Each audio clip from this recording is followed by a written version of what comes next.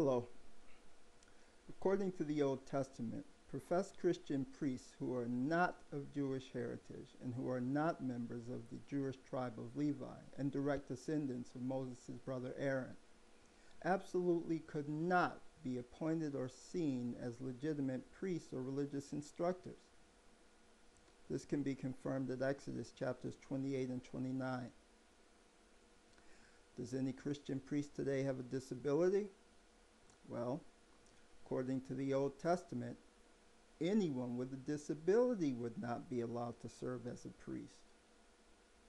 It is written, no man who has any defect, no man who is blind or lame, disfigured or deformed, no man with a crippled foot or hand, or who is hunchbacked or dwarfed, or who has an eye defect, or who has festering or running sores, or damaged testicles. Leviticus chapter 21, verses 16 through 24.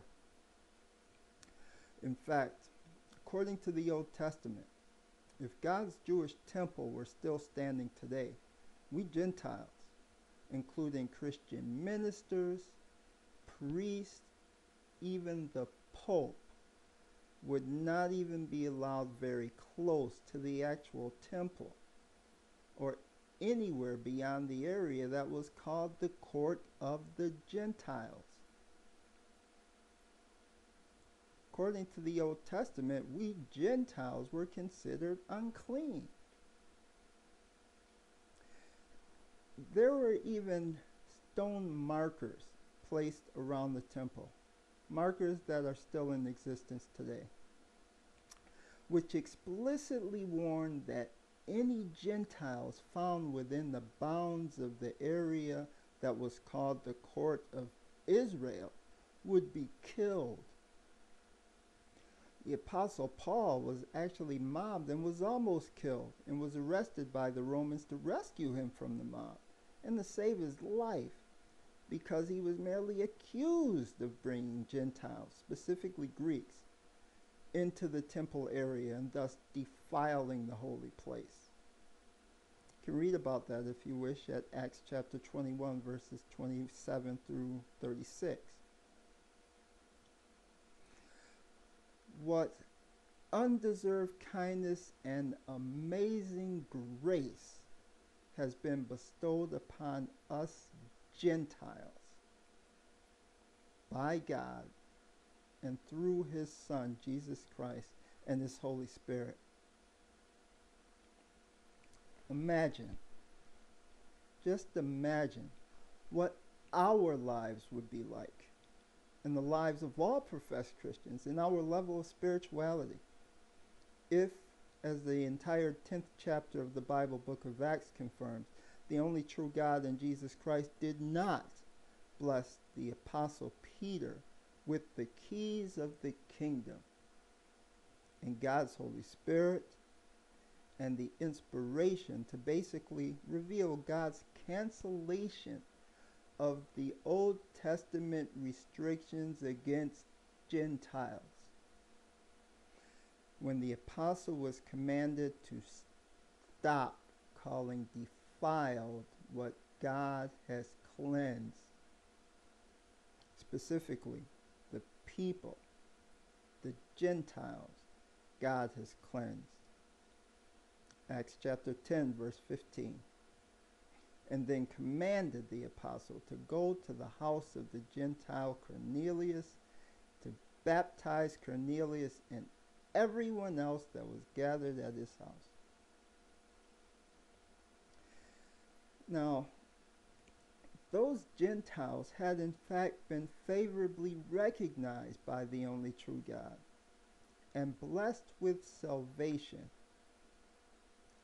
even though God's chosen people, especially their priests and religious leaders, were adamantly convinced that such people were still considered by God to be unclean and unacceptable. You can read about that if you wish in Acts chapter 1 or chapter 10 verses 1 through 48.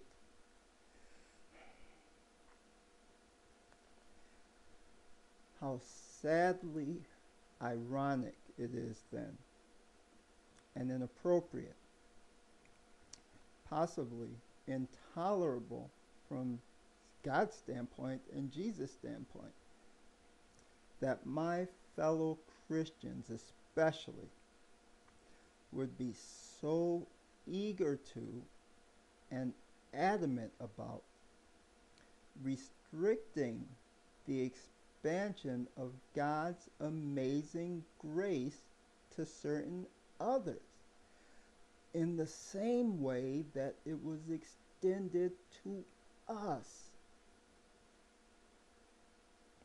And to since then use writings in the New Testament against others who God might now consider acceptable to himself.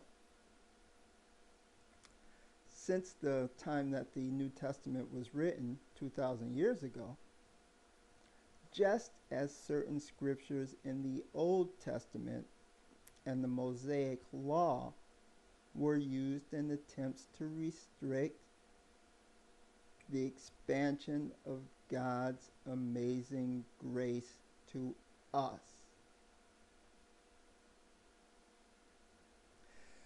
Of course, this is especially the case regarding the Apostle Paul's writings against homosexuals, recorded at 1 Corinthians chapter 6, verses 9 and 10.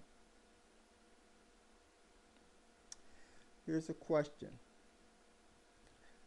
Does the only true God not have the prerogative and the right to extend and expand his amazing grace even to those to whom it was previously restricted? And would any of us Christians who are not of Jewish descent,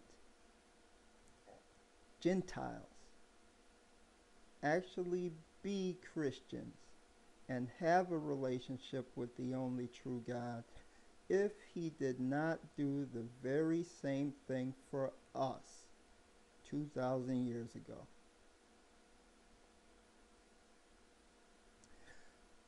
In conclusion, here's another indisputable fact and a little more food for thought.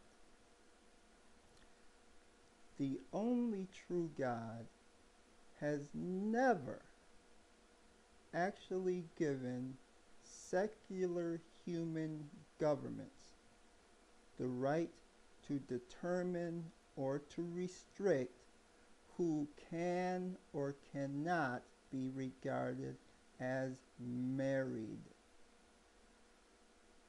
Just as the only true God has never given secular human governments the right to determine or to restrict who can or cannot be regarded as ministers or priests or the Pope. My name is Joshua Ryan Sinclair. Admittedly, the very least, lowliest, and most unworthy of all of the servants and worshipers of the only true God. And I humbly present this message with my love, concern, best wishes, blessings, and prayers for each and every one of you, especially your children, your elderly ones, and your disabled ones, as well as all of those among you in your neighborhoods and throughout your communities who may be grieving, sick, depressed,